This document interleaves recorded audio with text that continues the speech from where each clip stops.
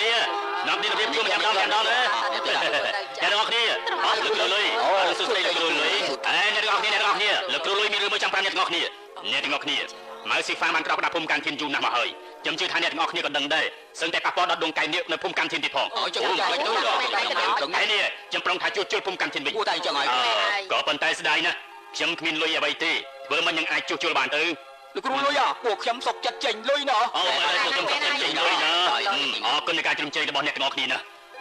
លោកគ្រូលុយបើសិនជាមានរឿងអ្វីតាមចោះពួកខ្ញុំនឹងធ្វើតាមបើសិនជាអ្នកទាំងអស់គ្នាមានគំនិតយ៉ាងនេះហើយអញ្ចឹងលុយជាមុនសិនរួចហើយចាំផឹកទៅអមរិតណាបាទយកទៅ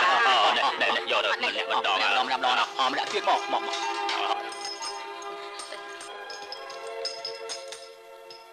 បងសៅសុំទោសខ្ញុំអត់មានលុយទេ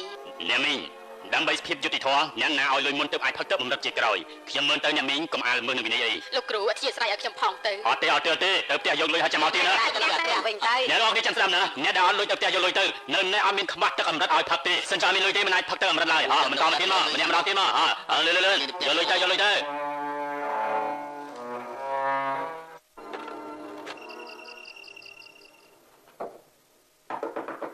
បងសៅបងសៅ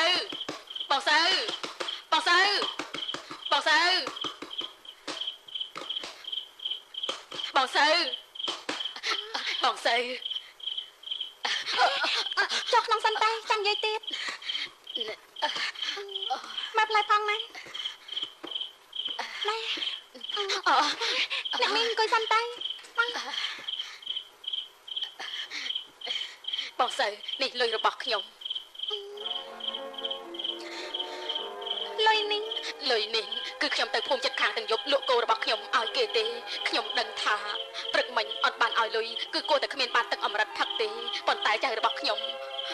វាពិតជាឈឺធ្ងន់មែនបងមើលមុខវាទៅគ្មានឈាមមួយដំណក់ទេខ្ញុំខ្លាចវាទ្រាំមកដល់ថ្ងៃស្អែកហេតុនេះហើយទៅមកទាំងយប់បងសៅខ្ញុំសូមអង្វរបងឲ្យទឹកអមរិតវាផឹកបន្តិចទៅឲ្យតែបន្តិចទៅក៏បានដែរបងសៅ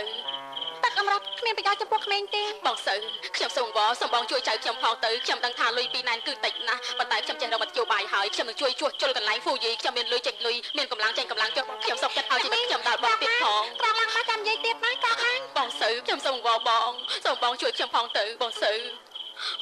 មីងចាំមកផ្លែទៅអរគុណបងសៅអរគុណពួកយើងមានផ្លូវហើយមកអង្គុយទៅចាអង្គុយទៅ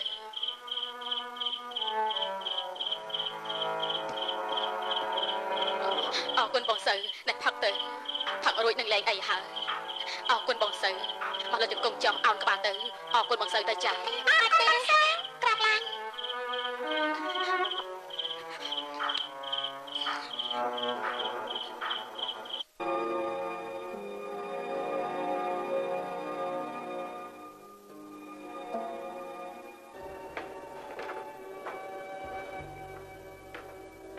អើសើ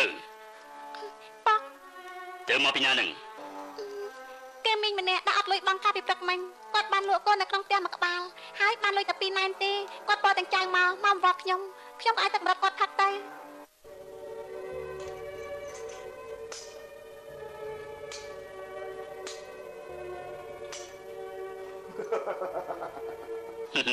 ឡូវទីបំផុតមនុស្សនៅក្នុងភូមិកាន់ធានទាំងអស់សំពះពុកដូចជាទេវតាអញ្ចឹងប៉ទឹកអមរិតនោះអាចបន្សាបពើបានមែននេះឯងសំបីតែសម្ដីរបស់ពុកក៏លែងជឿពីកើតដែរតាមពិតអ្នកដែលមិនល្អចំពោះពុកមានតែគ្រូមាហើយនិងគ្រូតាតែ